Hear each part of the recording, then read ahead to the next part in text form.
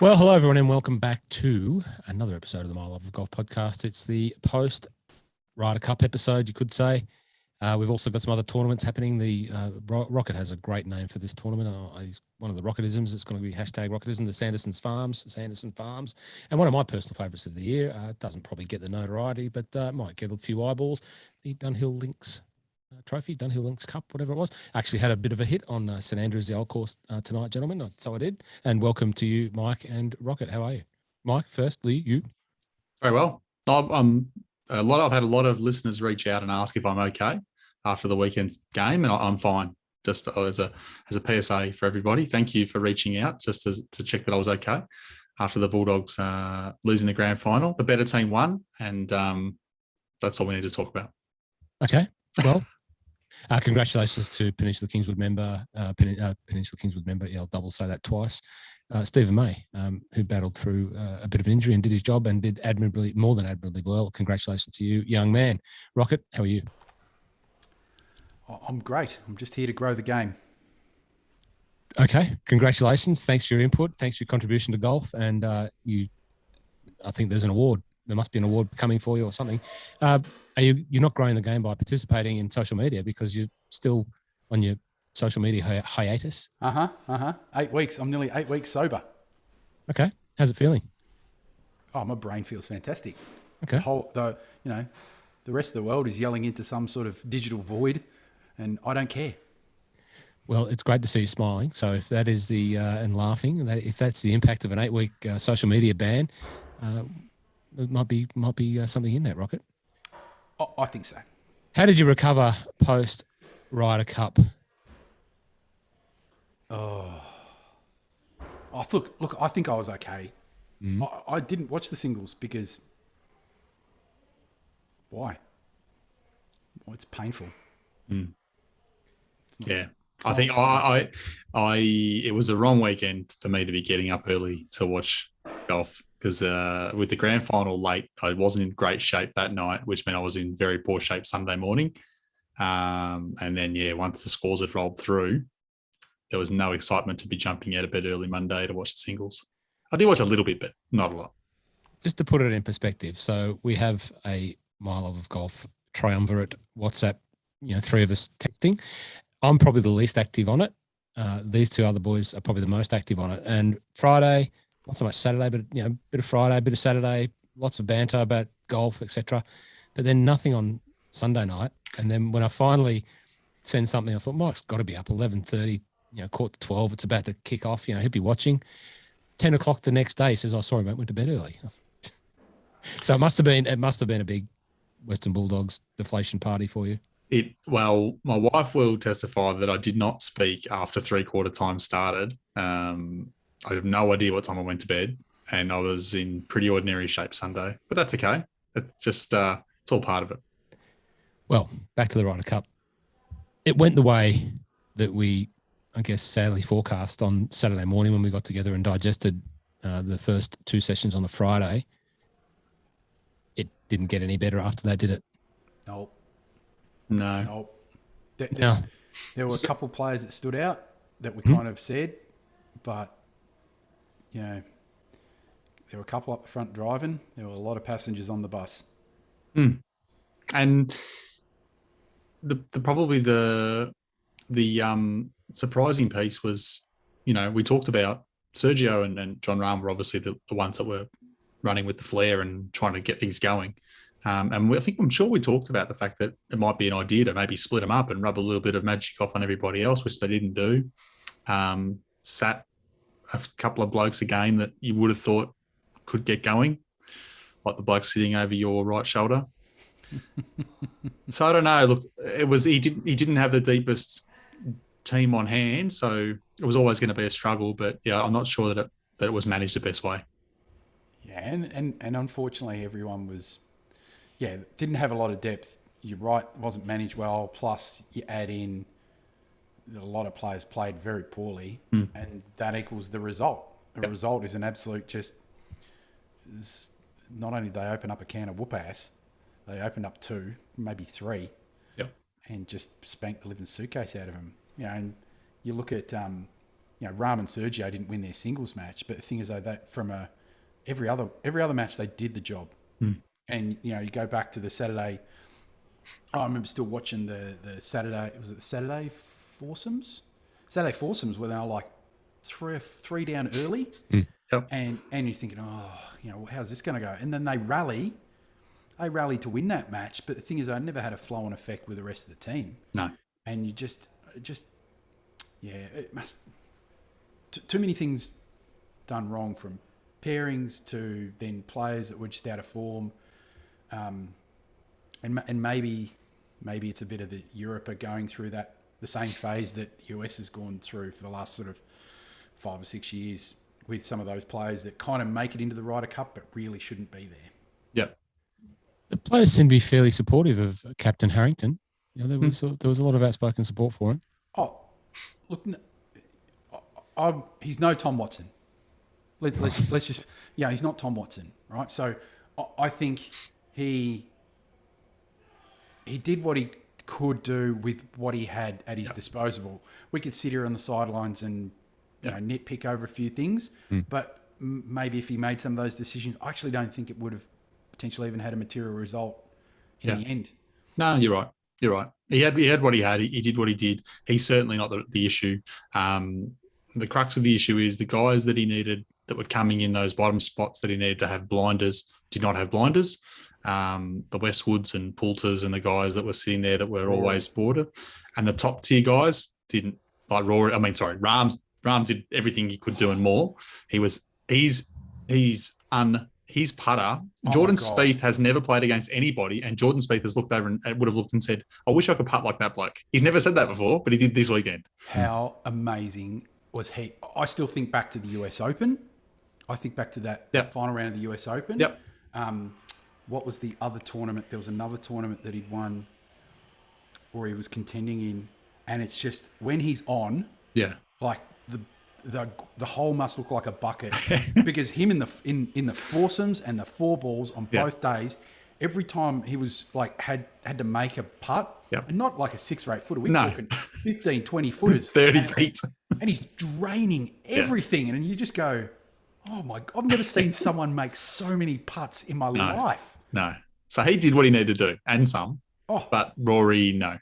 Rory was no good. And the middle guys were the middle guys, But then you go to the opposition. The opposition just had class and an all-star lineup, and the guys that were coming in, probably similar to Rory, right? You have Rory on the European team, you had DJ on the US team. No one was really quite sure who was going to be good or bad, but you could have seen them going either way. And they went absolute polar opposites. Rory went backwards and DJ brought everything in and then some. I think the performance of a lot of others on the US team overshadowed DJ's play. He was again, there's a reason he's like been number 1 player in the world. Absolutely. He was devastating. Yeah, he was really good. And look, guys like Morikawa, these guys are rookies, but they're super, super, superstars. A rookie with 2 majors. He goes okay. How many times you got a rookie that's like number 3 in the world with 2 majors? Unbelievable. How old is Colin now? 24. I would have said 23, 24. It was amazing just watching him walk around and the way he carried himself and the way that he moved about. Yeah. He has presence. Yeah, it was, and he's had that from day one. Like he's come out on tour and he has that confidence where it's like it's not arrogance. Exactly. He's like, I belong here. Correct. That's exactly right. I'm not worried about these guys. I play with these guys every other week. I beat these guys every other week. I'm here. I belong here. Yeah. We sort of made previously. Scotty Scheffler. I was just going to say about Colin. We joked previously, maybe joked, but we said he got potential to be the next Tiger, and that sort of thing. And no, it's not a comparison, but he's not going to be the Tiger. No one's going to be Tiger. But like he's certainly behaving, moving and holding himself, and just has the confidence and the air of, I'm the man. More than you more can than already anybody. see that he's, in terms of, we talk about the majors, right? Probably digressing a little bit now, but it's the player that you think that's going to win multiples. He's already chalked up another one, so it's like he's put himself in position twice, like right in the mixed, and he's executed the job. So he's got a good strike rate, and he's the type of person, if you get him on the right course and the right conditions, I reckon he may not contend as much as a Tiger would, but the thing is, I reckon the right course, he's going to get himself there at the right time, and he's going to be a closer. And that's the thing. You only have to go back to the PGA, you go back to the British Open. Everyone talks about his putting, but whatever happens, we'll call it bright lights. As soon as the lights are the brightest, he is an absolute closer. And you go back to his very first putt on the very first hole, the Friday 4 ball, playing with, who was he playing with? DJ? Yep. Yeah. And the foursomes, 8-footer, just buries it. Absolutely buries it. And you just go, wow. He didn't miss many of those, did he? He did not miss many. Nah. Okay, so what else? So the American new guys all performed fairly admirably, you would say? Yeah, I mean, I don't think there was a weak link. Like, I think everyone was really good. And even Bryson and Brooks hugged it out. Yeah, they did. Whether I'm buying it or, I mean, look, I'm a bit suspect when 2 days after the Ryder Cup, Brooks is selling T-shirts on his website for charity with an image of him and Bryson on the front. I started to get a little bit worried about what he was doing. But yeah, not sure. Rod, you would have missed a lot of this because you didn't see any of the social media because you are on a social media. Mike sent me some stuff. Yeah, no. I sent you almost like the digital fax. That's it. Only the things you need to see on the filter. Who was the other person in the American team that was egging it on? Up behind in the bleachers there. JT, right. JT was the one at the T-shirt. Justin Thomas. Yep. Don't get me started. Or should you start me on Justin Thomas? You're not a fan, are you? No. And that was that was before the Ryder Cup. Yeah. What was with the drinking the beer and sculling it and doing all of that sort of stuff in front of the crowd? Justin Thomas being Justin Thomas. Okay. If you look up his name in a dictionary, it'll be right under K for knob. I get it, having fun and a bit of team spirit, but it's not genuine. He's an idiot. Yeah, the day before, before they've won. Got his hat backwards. He's trying to do a Steve Austin like he's in wrestling, like an absolute tool bag. It was him and Berger. Yeah. And they were trying to get that first tee amped up because all the reports that were coming back, I know the No Laying Up guys talked a bit about it, just didn't have as good a vibe as it did in France and in Ryder Cups gone by. And that was the only way I'm guessing they could think of to get the vibe going was to shotgun a few tins of M.L.O.G Light or whatever they were drinking. Oh, good luck to them. Yeah. Yeah, anyway, they're having fun. Anything else from the Ryder Cup that we need to pull down? What else did the No Laying Up boys say? Well, they were there. They were in the trailer park across the road in the luxury buses there and in the herb roller.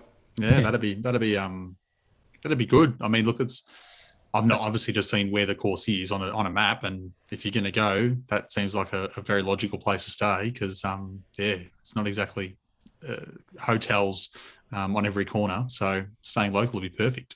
Mike, they're just paving the way for you and me and whoever else wants to join to the British Open. The Open, Scotland 2022. Top and tail. I don't care if it's a big van, small van. As long as we're there, we can do our own version of that. Mike, Rocket, you can you can come. Everyone can come within reason. Get a big bus. No, that was good. Big bus. Look, the course was the course. It probably was a good course for match play. There were some holes that people could take advantage of, like Bryson's. Was it 400 and something yard drive that he hit that we shared? Fifth hole, I think it was. Yeah, 70 yards into a par 5. So look, those sorts of things are, that's what you want. You want a bit of risk reward because if people need to get something done and need to put the pressure on, they're the holes you want to see. Maybe not the first, but some of the other holes. Definitely lent itself to more the US because of just purely the length side of it. Definitely. It was a bit of a deflating Ryder Cup, and the thing that the Europe needs to think about now is, where's that next crop of those 5 or 6 players Yep. that are going to come through? They're all plus 50 in the world ranking, so it's there's still a lot there, right? You've still got there's still a lot of young guys out there that 2 years is still a ways away. Yeah. But there's certain players that you just, as much as I love Poulter, he wasn't great, but at the same time, he was saddled with a broken man, being Rory. He was, it's really hard to try and have a high energy when your playing partner is basically just a shadow of himself. It's impossible. So that makes Poulter's life really hard. He was the one that was carrying him in the 4 balls and the resurgence they had against JT and Spieth on the Saturday, I think it was. Poulter was basically just they should have got beaten 8 and 7 if it wasn't for Poulter. Rory he made one birdie for the week and an eagle. Like, he was terrible. I don't know what he did in the foursomes. I mean, in the singles. And then apparently there's photos of him crying. So yeah, well, he won singles, didn't he? Yeah, but he was first out, beat Xander Schauffele. 3 and 2. Yeah, it was backdoor Rory just in match play. Well, from a betting perspective, they won 3 games out of 12.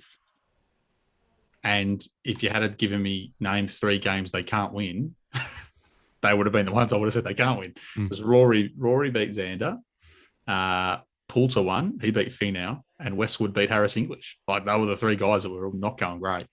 So So look at that, Rory. That's the insulting thing. All of a sudden, a half decent Rory turns up on Sunday. It's like him at a major. Shoots 66 to finish top 5.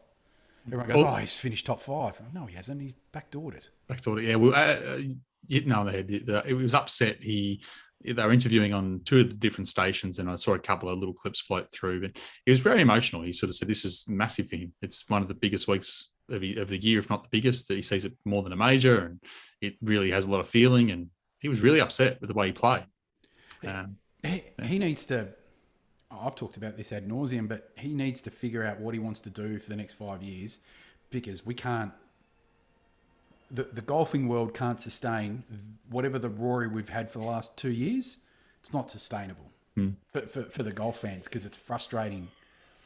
Because we know how good he is. We're not expecting him to go out and win 500 majors. But the thing is, though, the dude has got talent. Like, wakes up in the morning and there's extra talent just falls off him onto the street. Yeah. I'm pretty sure his lawn is more talented than golf than me, because it just a bit of sweat dripped off him onto his lawn. The funny thing is, and I know you would probably know the answer, but I don't. I didn't know the answer until during the week, because I feel like he's been around for 45 years. How old's Rory? Oh, he's 32. He's 32. He's got 10 years comfortably of peak golf. Yeah, because peak Rory was 10 years ago. So he's 20. His peak Rory was 21 to 25. Yeah, but I mean, he's not. Phil Mickelson's at 50. So Phil Mickelson's 18 years older than him, right? No, probably 19 now. So he's got 10 years until he's 42. That means he's got 40 majors ahead of him that you would still classify where he's in his absolute prime. Yep. If he doesn't get at least one, it'd be a disgrace. The world would be devastated. Yeah. But it comes back down to how much does he want it, right? The shotgun start, we're talking about the 2 comparisons. John Rahm had a kid at about the same time as Rory had a kid. Yeah. Look at the difference. One's golf game went one direction, the other one's went the other direction. Yeah. And it does happen. You see it a lot. And Ricky Fowler's the same. He got married and very happy and enjoying life, and his game's gone to a different place. Oh, yeah, it's gone worse, wasn't it? Yeah. not better. Wasn't that great to start with? No, but I mean, he was in he had a tour card. I don't know that he's got one anymore. No, I think there's other factors there, but we need great Rory, and we need, so the likes of Poulter and, Westy and, I don't know who else. I'm trying to think of the other ones off the top of my head, but some of the older brigade. Sergio. Got to give Sergio props. He did what he did. He did the job that was there. Yep. Even so, I really did appreciate how he was chirping away around when it came to rules, especially with Brooks. Yeah. Paul Brooks had to deal with Sergio for 36 holes on Saturday. And Sergio was in his face, all day. And you could see it was driving. I reckon Brooks is going, I reckon the reason he gave Bryson a hug, because he's gone, thank God you're not Sergio. I've played 36 holes with that mongrel. That guy drives me mental. So I reckon Bryson would have looked like just a normal bloke off the street compared to 36 holes with Sergio, because Sergio was chirping away all day. He's commenting on everything. And you could see Brooks, it was driving him mental. So what happened there? What was the conjecture around Brooks and his wrist and a bit of grass and Sergio over his? That was gold. What happened there? It was something about the lie, and I don't know the details of it. He wanted relief. He wanted relief from where the ball was, and I think there was something embedded, and he thought he was going to hit his hands on it. Yeah, and then he goes, if I effing break my wrist, I'll come and. It's on you two guys. Yeah, right. I'll come and speak to you. Because and the rules official retorts with, I'm no doctor. Did he? Yeah, the rules official came back and goes, you can if you want, but I'm no doctor. There you go. Whack. Yeah. Okay, so 2 years' time, we moved to Marco Simone in Italy. When in a good, strong European team. It's no Whistling Straits. We've only just seen it on the TV. Doesn't matter. We're in it on. Okay. Yeah. All right. Yeah, I think. Hopefully, be there on the ground. Okay. Yeah, I think. I think there's a massive chance. I'll try to make that. And I don't think we're alone. I've heard a lot of people putting it down as yep, that's in. It's an easy one to talk the wife into. I think that's why. Especially when they're Italian, isn't that right, Mike? I'm with you on that. Yeah, I agree. For the listeners at home that don't know the ins and outs of the My Love of Golf marital makeup, we have 3 wives, one each. And of all different origins, two of Italian descent, Italian-Australian descent, and my wife of Scottish-Irish descent. So there you go. Very European flavour here, hence the love for the European team. Yeah, I've been able to do some strategic positioning of a family holiday wrapped around the Ryder Cup. So, Mike, your wife is of Italian background as well? Yep. As are you? My dad's Italian, born in Italy, came out early, but mum's Aussie, maiden name White. Okay. Yeah. My dad worked with an Italian. Rocket, you're Tasmanian. You are from overseas too, from Tasmania. I'm as skippy dingo as they come. I'm pretty sure that my heritage, we came out here on a free ticket. Just steal a loaf of bread, free ticket. There you go. Speaking of the land where they may have originated from, herons. I'm not sure. That sounds a bit English. Yeah. The other side of the family's Scottish. Oh, there you go. That's all right then. We can stay. Shortbreads. Where else do you think you got it from? The Dunhill Links Classic, Dunhill Links Cup. Is it Classic or Cup? Championship. It's just called Dunhill Links Championship. Dunhill Links. Okay, sorry. My bad.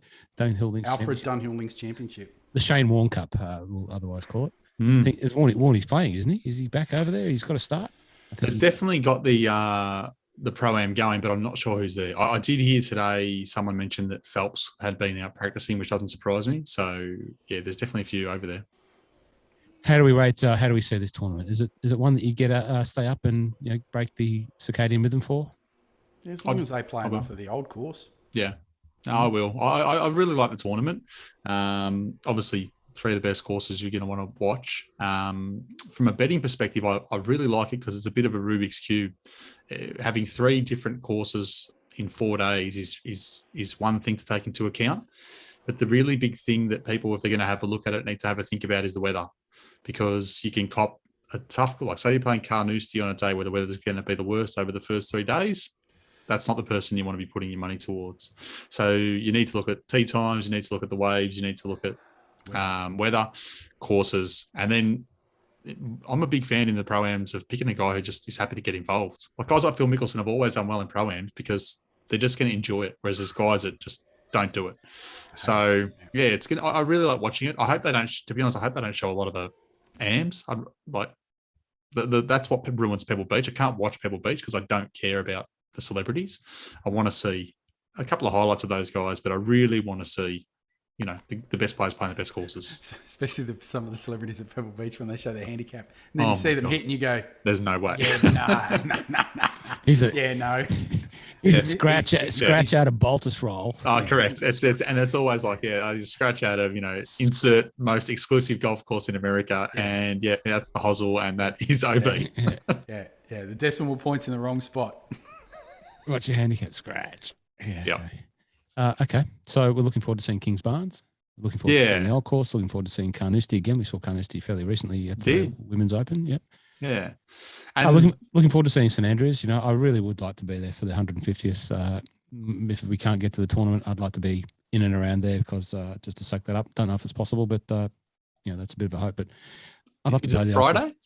Is it Friday that the ballot closes, or did it already close? Oh, I don't know, Mike. I got a funny feeling it's this Friday. All right. Can we get in again? I'm already in, but no, we're in. You can only be in once. Okay. We're in. But no, I agree. I'm looking forward to seeing it. I as I said, I did jump on a full swing golf simulator tonight. I was in the store doing some click and collect work today. Golf being open in Melbourne today. Just brought a few people out for clicking and collecting of golf equipment, shoes, gloves, balls, tees, all that sort of paraphernalia. I did close out the day with 9 holes on the old course. I chose 9 holes that I thought would be makers or breakers. The 9 holes that were in my makers or breakers was the first 3, the start. So you can't leave out the first and you can't leave out the 18th. So they're in. Yeah. Second and the third. So if you can get away on those fairly simple holes, right? But if you can get away there, you can get a score happening. 10 because it's a short par 4, drivable. It's a turn. It's out there in that sort of loop. And then 14, 15, 16, 17, 18. Yeah. And 14, 15, 16, 17, 18 are just so different to the front 9 holes. And with the out of bounds down the right, the par 5, the hard hole, I think it's the 14th. Then many more bunkers come into play. Hell's bunker on 14. Hell bunker, and then the Parsons or Principal's nose on 16.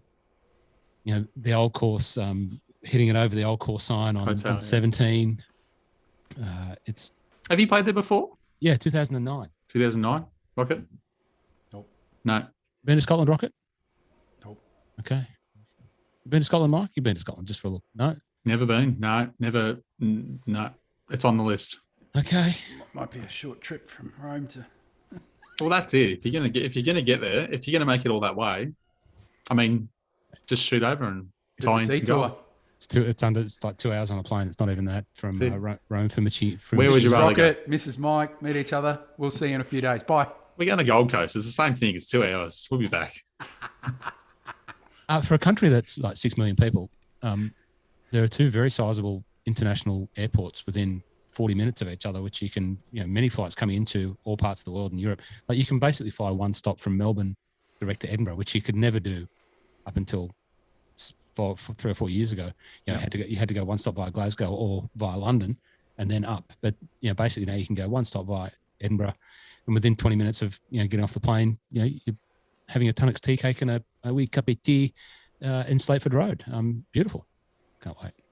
Sounds like a plan. It's a beautiful part of the world, Mike. You would love Carnoustie, come across the bridge, past Lucas, past the old Air Force Base to St Andrews. You just basically come in and the course is there. Have a wee stop at in St Andrews and have a look around at the Dunvegan. Go out past the other courses, round to Kings Barnes, then just keep going around to Cryal. 2 courses there at Cryal, then leave and done. It's magnificent. Who's going to win? Interesting tournament. A lot of the guys that played this week have actually shot over there. So Shane Lowry's a favourite. Fleetwood's there. Haddon's there. Minwoo's there. Minwoo is there. Minwoo is there. I like Min. I don't mind Minwoo this week. If I was actually having a proper bet, and if it was a normal week, the 2 favourites would be probably my top 2 picks. The 3 guys that had travelled over from the Ryder Cup, but because they've travelled over from the Ryder Cup, I probably won't bet them just because Lowry, Fleetwood, and Haddon have had a very, very big week.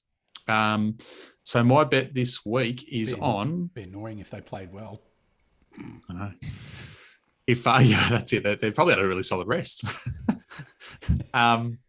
Is Tom Lewis? Is it Tom Lewis? Surname? Yeah, Lewis. Tom Lewis, yeah. So Tom Lewis is who I've gone with this week. Who's defending? Did they play it last year? No, I don't think so. 2 years ago, I think. Beauregard win what? I think. I know Hatton might have won it. I think, and I know that the form or the historical form on Lowry is pretty good here as well. But no, I don't. Not sure who won it in the last time around. I'm just looking up winners. Top Aussie? Minwoo. Yeah. Oh, I know. Victor Perez.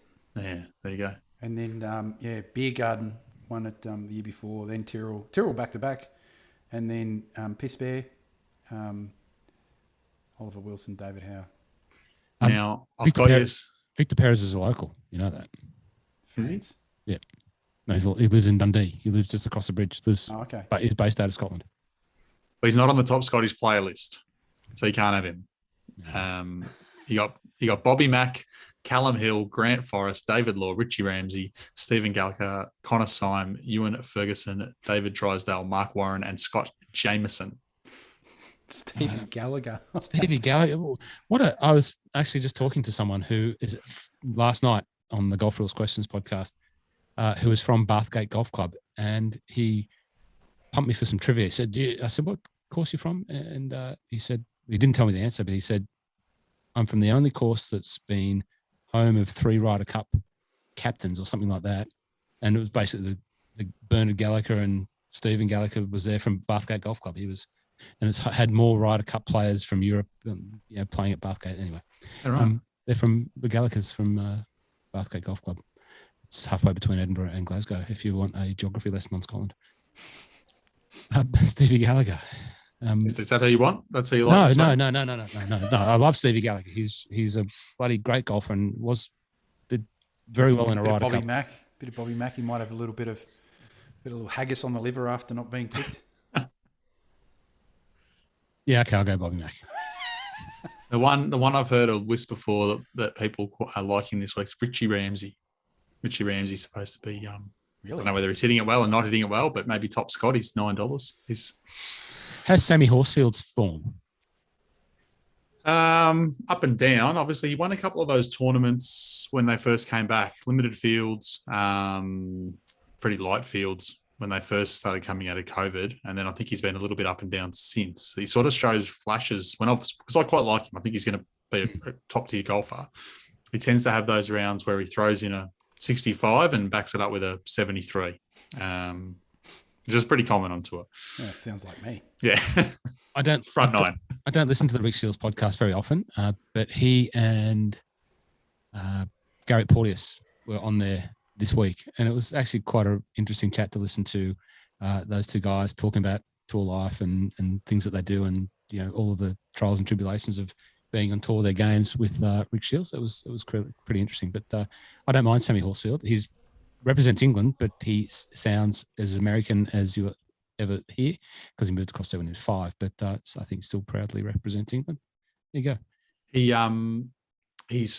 I know Ian Poulter's been a massive fan for a long time. I remember seeing him tweeting things, 2-3 years ago, saying this bloke coming up, I'll back him to beat anyone you've got coming through. This guy's going to be a superstar. So I don't know. I don't know specifically how he's been going. Any other Aussies playing, Mike?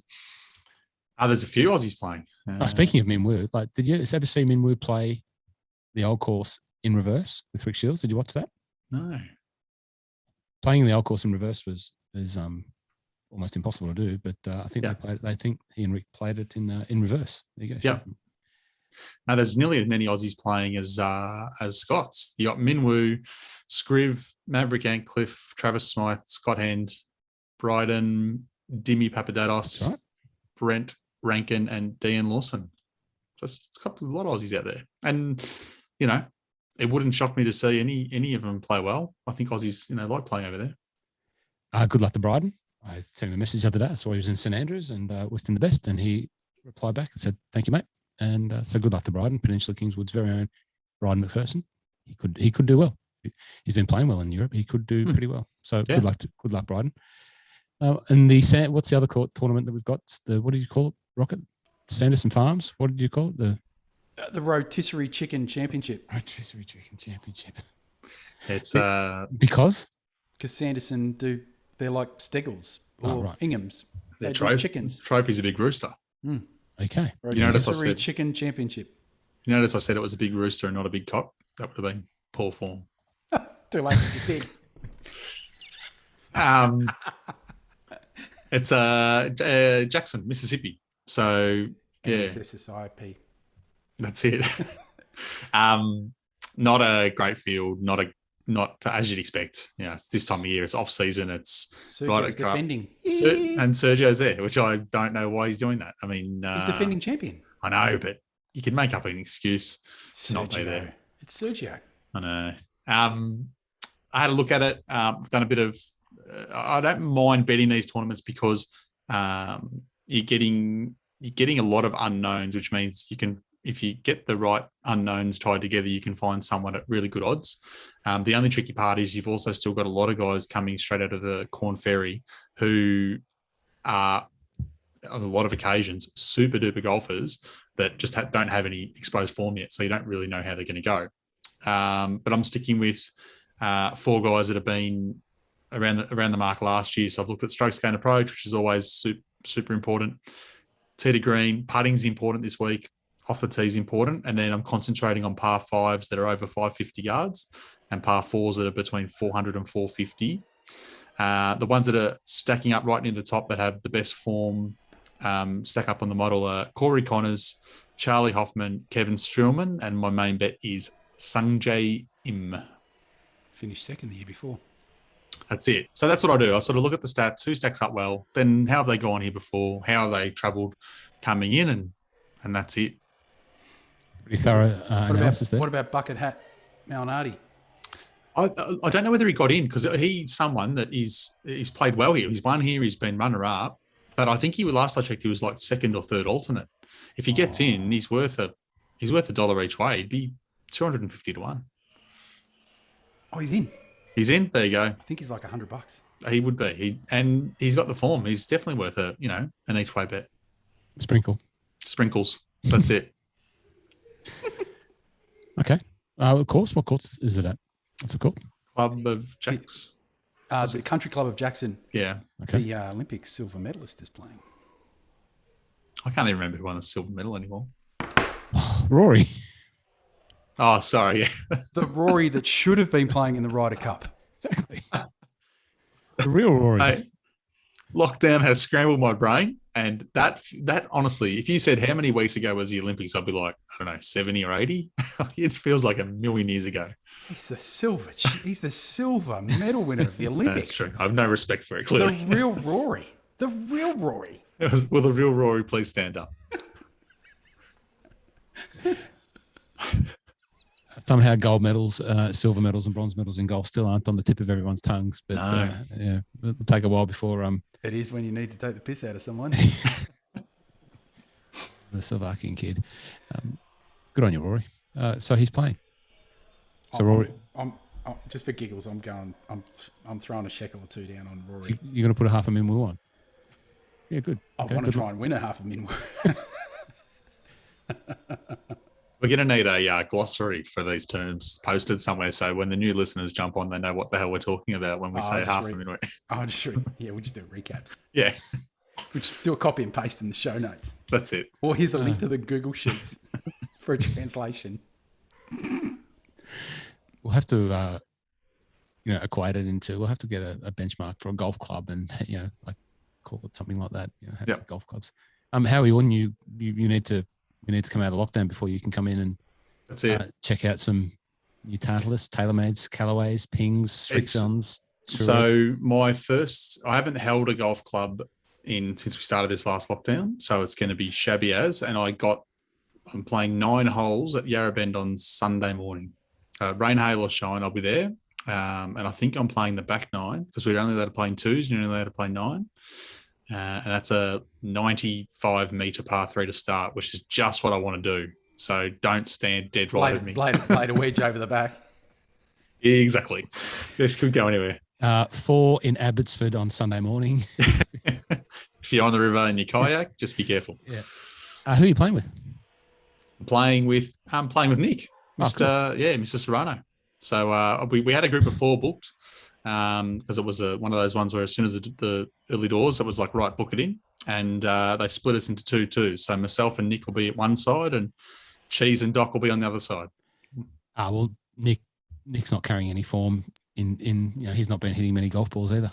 Nick, for Rocket's insight, Nick's the man who spent a solid amount of money to put a simulator in his house just before lockdown, and he's been hitting balls every day and enjoying life. So he's going to towel us right up. Yeah, he's done it very well. Perfect timing. Can you get me some photos of that? Yeah. He sent me videos. I'll show you it. It looks exceptional. Oh my God. Shout out to Nick, and I hope your simulator and flight launching equipment that you purchased via Drum and Golf is serving you well. Thanks for your support. Yep, but no, I'm as soon as I've hit 50 golf balls, I'm ready to come in as soon as I'm allowed to come in and start trialing some golf clubs. Like just on that tipping, I know you don't want to tip yourself out of the Cheese, Doc. So Cheese, for the listeners that are still listening, we did say we'd keep it to half an hour, but it was 15 minutes between friends. Cheese and Doc are the other 2 gentlemen that joined us on the Barnbougle trip. If you want to see them, go over to the My Life of Golf YouTube channel and see the little 5 or 6 minute video of the 4 of us playing golf. Highly acclaimed. Someone actually commented, great videomanship here. Like it. So you can go and see those guys there. But I'm backing you in the Serrano versus Caridi showdown. I think I'm giving him a couple of shots. It wouldn't be many because he's a good golfer. I want to see bareback. I've got you over. I've seen him play golf. Like Nick, if you're listening, you're probably not, but if you're listening, yes, you are a very, very, very, very good golfer. But you're up to the task, Mike. All right. We'll see. Yeah, I'll let you know. I'll update you next week. Can you send some videos? Can you post some stories? Can you post some stories? Can we get some content out of you for the channel? If I can, yes, I'll send you a couple of videos. Okay. I'll make sure that they're vetted first, unless they're hilarious misses. They'll either be good shots or hilarious misses, one or the other. Doc, I'm sure it'll be fine. Rocket, when are you expected to have your game of golf? Well, first of all, because of the 15-kilometre radius, it makes it a little bit challenging. So I think I'm limited to a driving range at some point, maybe Sunday. And that'll be the first one since the back went Kaputski. Wow, that was a long time ago as well. All right. Well, I'll look forward to sharing you both with videos of me down at Peninsula Kingswood tomorrow at 4 o'clock by myself. Fantastic. Yeah, we'll be really feeling for you. Yeah. Day off. Got to do something. All right. Anything else, gents? Rocket? Sanders Chicken Farms? No, just growing the game, just like Bryson at the Long Drive Championship. Just growing the game. Sorry. My apologies. We forgot about the most important tournament of the week. Yeah, the Long Drive. He's made it through the first round, tied for second. He's there growing the game, not trying to distract from all the other players, just trying to elevate them. He's just giving back. That's what he is. He's doing good things. It's a promotional tour. He was doing so much training for this. The Ryder Cup was like irrelevant. On a serious note, going back to talk about Bryson from previous times before he, small Bryson, big Bryson, a theory that we hypothesized on is that Bryson was going to get massive and just work on all his speed and then potentially bring it back. He's lost a lot of weight, hasn't he? Yeah, he's probably gone from 5 thick shakes down to 4. Yeah, he's definitely looks a little bit smaller. Yep. And he's through his shoulders. I'm actually more than anything surprised he hasn't done an injury. But I'm just shocked that you can change your body shape that much and swing the way he swings and not get injured. But whether he has, and that's why he's starting to trim down, I don't know. But he definitely looks a little bit different. Yeah. Well, there's not a lot of moving parts to his swing, so it's not like it's not long and fluid, but at the same time, it's not too rigid or anything like.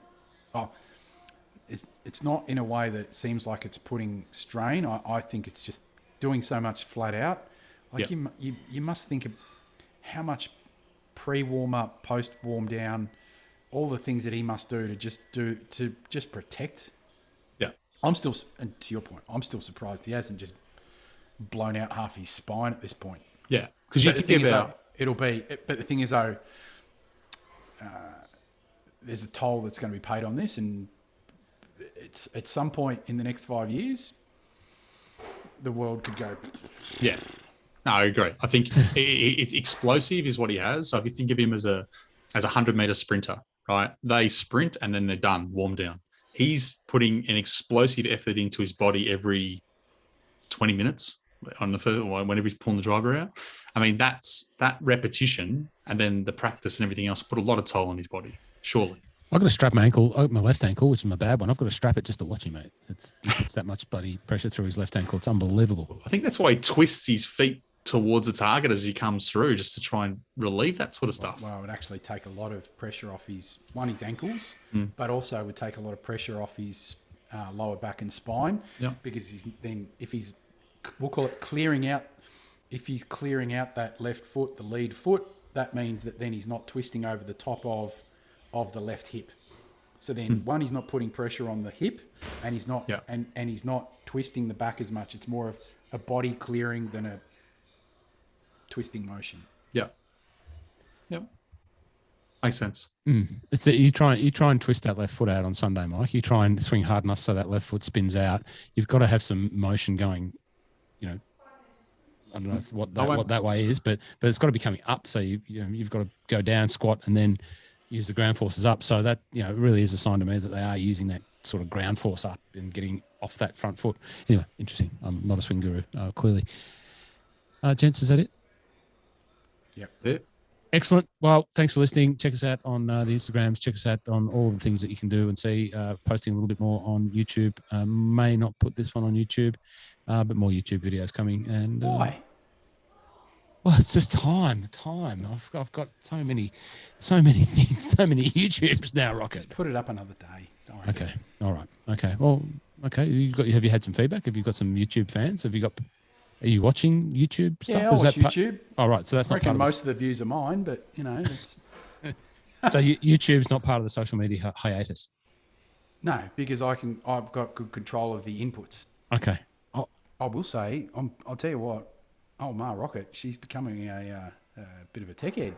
She's even now found her way to the YouTube one. I didn't even tell her. Okay. Well, thanks, Ma Rocket, for the extra subscription. Would really like to get to 100. Like, it's a bit embarrassing being at 96. I feel like, an Australian cricketer, stuck on 96, Baby steps. No. I would like to knock the 100 off, Yeah, we're not going to do a Michael Slater. 99. What did Michael Slater do? The man who gets out more often in the 90s, Michael Slater, run someone out. Let's rush a single, run yourself out, fend one off outside off stump. I feel like we're just blocking them back at the moment. I just want to get 96, 97, 98, 98, 9 and 100, and then I'll shut up about it. All right. Great to hear from you guys. Thank you, everyone. And we'll see you next week on the M.L.O.G Golf podcast.